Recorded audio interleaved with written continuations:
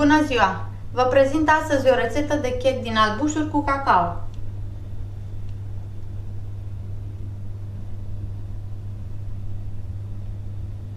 Pentru preparare avem nevoie de o cană de albușuri, o cană cu făină, jumătate de cană de zahăr, o lingură cu esență de vanilie, un vârf de linguriță de sare, coajă rasă de la o lămâie, o lingură cu cacao, un praf de copt și un zahăr vanilat.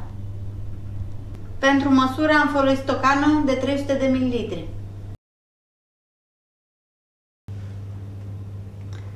Punem albușurile într-un bol mai încăpător,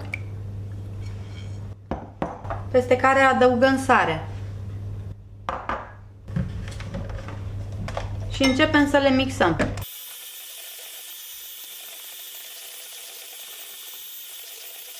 Adăugăm și zahărul treptat și le batem în continuare până ce albușurile vor deveni o spumă tare.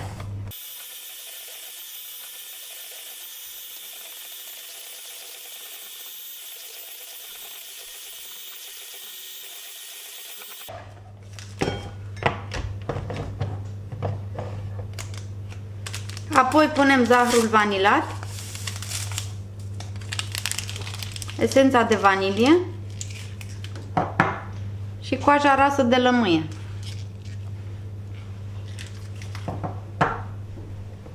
Și mai mixăm un minut.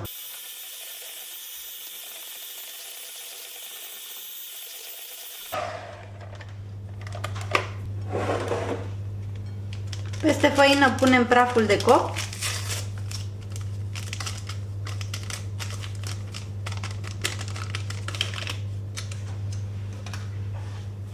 Și amestecăm.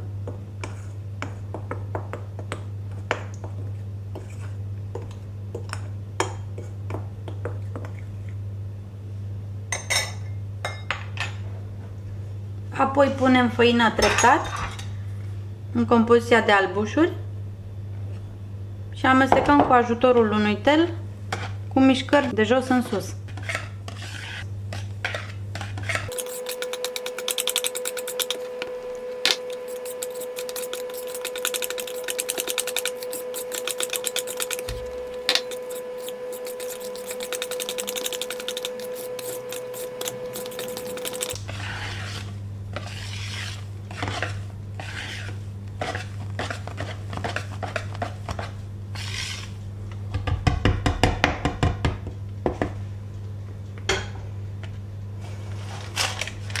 Luăm o tavă pe care am tapetat-o cu hârtie de copt și punem aluatul.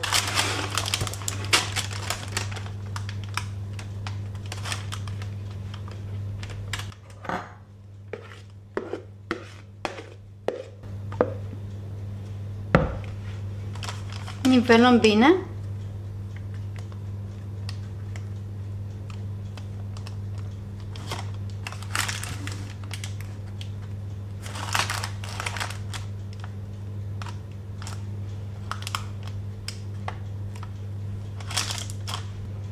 Punem câte puțin din cacao peste tot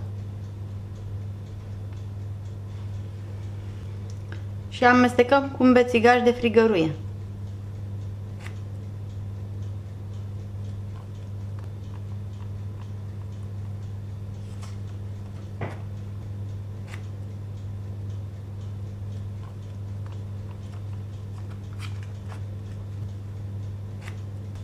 Luăm tava și o băgăm la cuptorul preîncălzit la 180 de grade.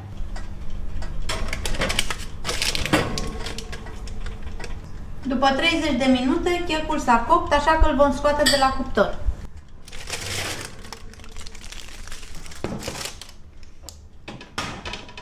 Îl mai lăsăm așa în tavă cam 15 minute. După cele 15 minute, îl scoatem din tavă.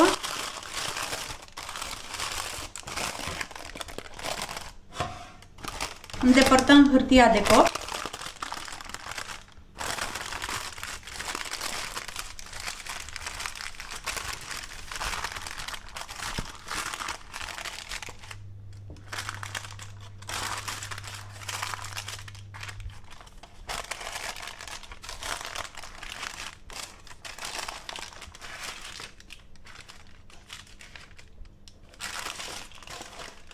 și îl lăsăm să se răcească complet.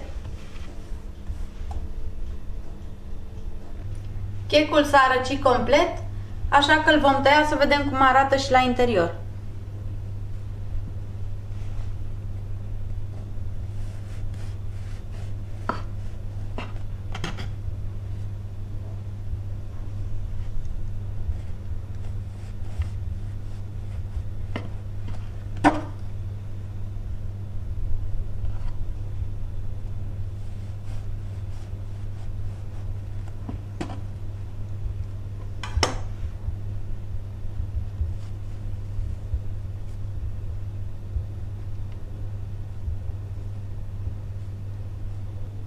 Mă bucur că ați urmărit rețeta de azi. Dacă v-a plăcut, nu uitați să dați un like și să vă abonați la canalul meu de YouTube. Vă mulțumesc!